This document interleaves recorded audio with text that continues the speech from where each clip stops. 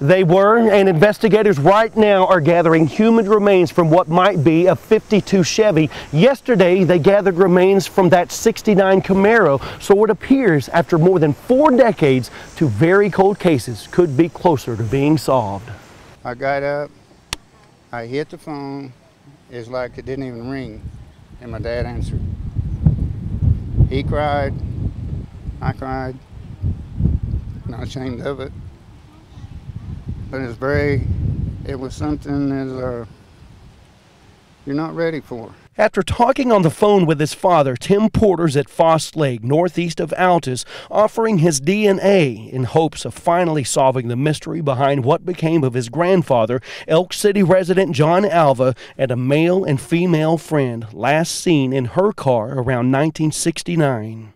If they came back from a dance and pulled in here, and it was early hours of Sunday morning, they could have been right here at this location, had car trouble, went to start it. There's always a push start car. Old 3-speed on the column and probably bad brakes on them old cars then. And maybe things went worse to, it could have been an honest accident. It could be foul play. It would have been right off the end of this boat ramp right here, about 50 to 100 feet. And how deep does it get in that area? There's about 15 foot of water now. Custer County Sheriff Bruce Peoples says what's believed to be a 52 Chevy and a 1969 Camaro were pulled up from the extremely drought-stricken, shallow, and muddy waters of Lake Foss on Tuesday, and it's very possible the Camaro belonged to 16-year-old Jimmy Williams.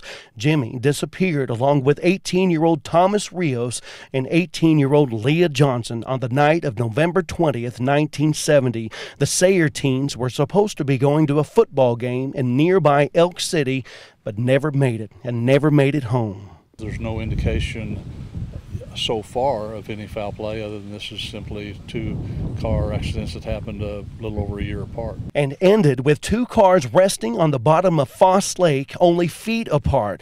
Now, it's up to the medical examiner's office to identify the remains and determine whether foul play could have been involved. So, after so many decades of mystery, it appears family members and investigators searching through leftover pieces and human remains may finally know what became of 6 people who just vanished.